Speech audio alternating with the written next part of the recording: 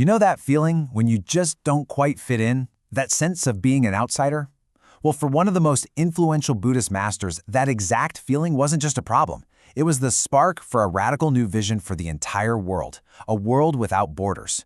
So let's dive into how his personal crisis turned into this incredible global philosophy. So this right here, this was the heart of Master Hsing Yun's personal crisis. I mean, think about it. The man was constantly on the move.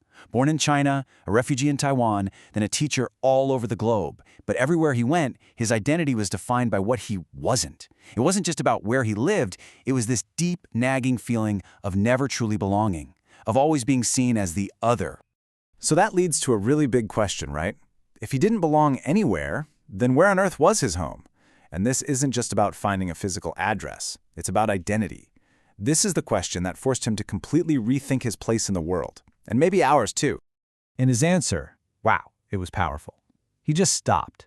He stopped trying to squeeze himself into some national or cultural box. Instead, he chose the entire planet. He basically said, fine, I'm an Earthling.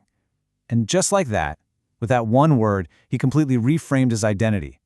This idea would become the bedrock for his entire global vision.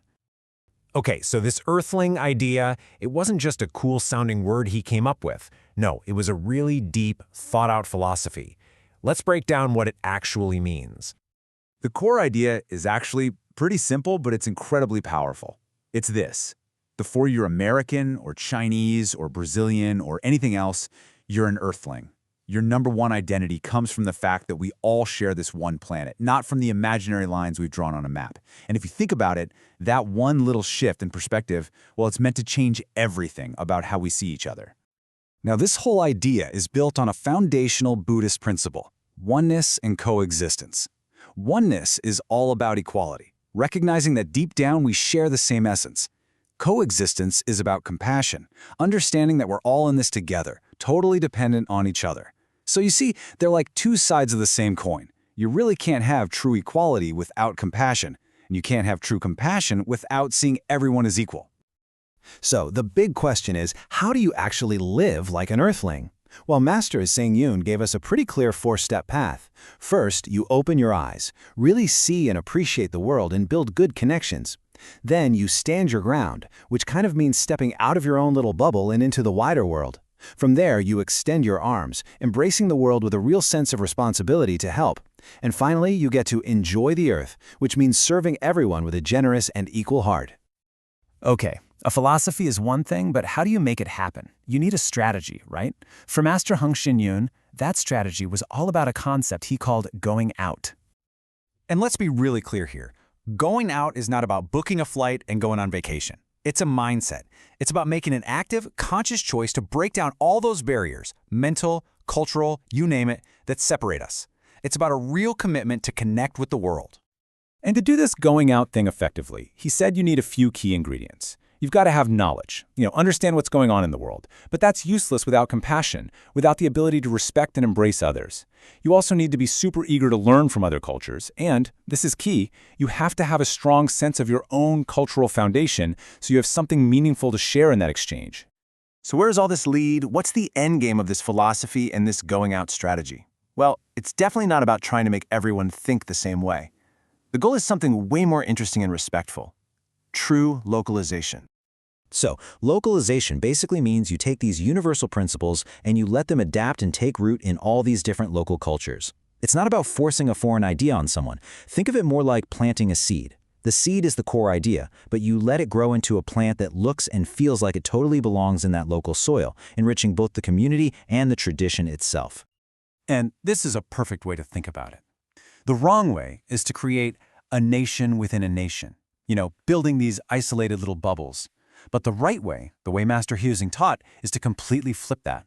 It's about focusing on what you can give, how you can integrate, and how you can genuinely serve the community you're in.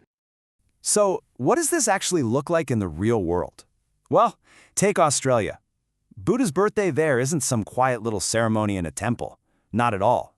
It's become this huge public festival right in Sydney's Darling Harbour. It's a massive, multicultural event that people from all walks of life celebrate together. Or how about Brazil? There, the Buddhist scriptures and chants are done entirely in Portuguese. You don't need to know another language to join in. But what's really cool is they perform them using the traditional Chinese melodies. So it's totally accessible to locals, but it still honors the beautiful roots of the tradition. And then there's my favorite example from America. Sometimes localization is as simple as the food you serve. At one point, monasteries were actually forbidding things like pizza and hamburgers at events. Master Hsing Yun saw this and realized, wait a minute, that's a barrier. He completely changed that because he understood that adapting to local tastes, even something as simple as food, is a sign of respect and a way to connect. So all these examples, they point to a clear strategy built on 4 pillars.